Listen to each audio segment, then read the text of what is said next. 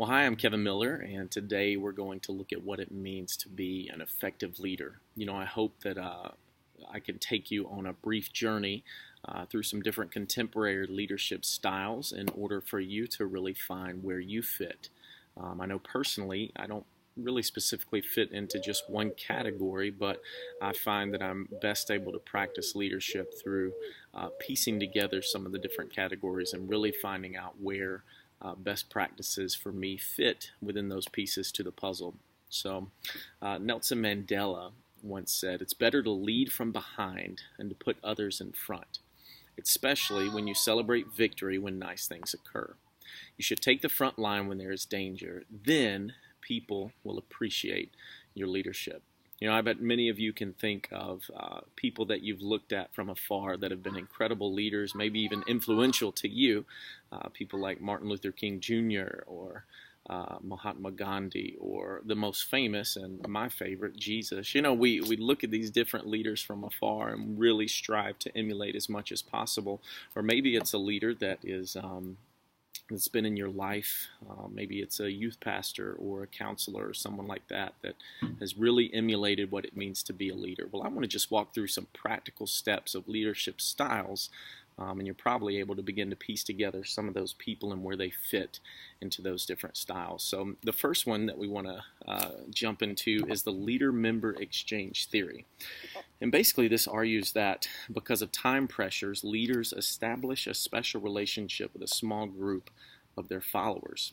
These individuals make up the in-group. They're trusted, and they're able to get their followers with a way like that.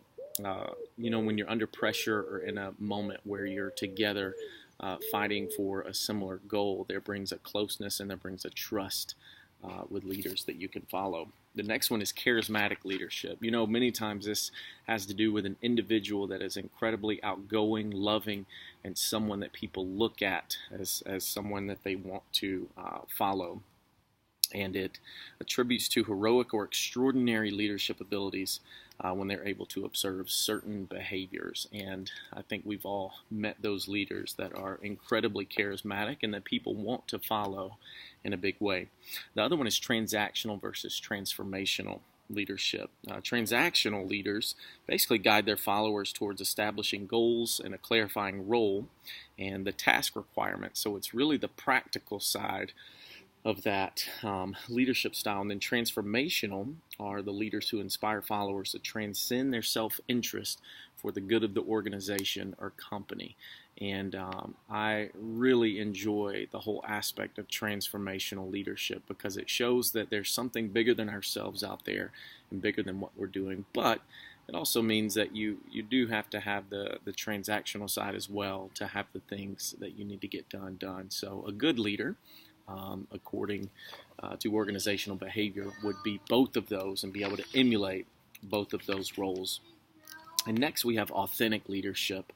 Authentic leaders truly know who they are, they know what they believe in, and they act on those values and beliefs openly and candidly. I would describe them as the same person that they are alone as they are in front of a big group. They're incredibly authentic and they remain the same, and those are leaders that many people truly want to follow. And then ethical leadership certainly goes along with those lines. It's leadership that is that's full of values, and it's full of knowing that you need to make the right decision even when no one is looking. That's what I see as an ethical leader, someone who is willing to do the right thing even though they don't get any credit for it or no one is looking. That's certainly what I see as ethical leadership. And then after that is servant leadership.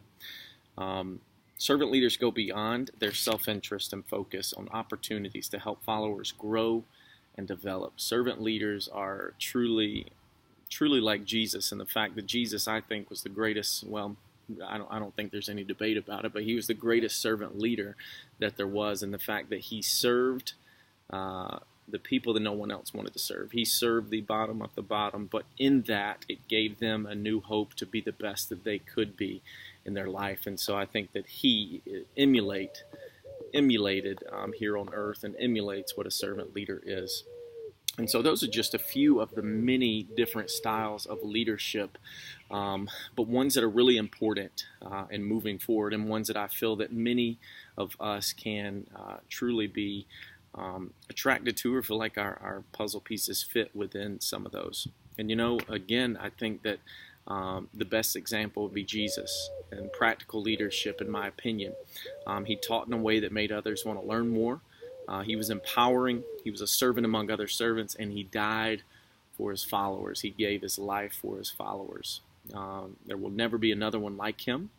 But in our quest to finding what we are as a leader, who we are as a leader, he will always be the first one that we can look to. So thank you so much. I appreciate it. Have a good day.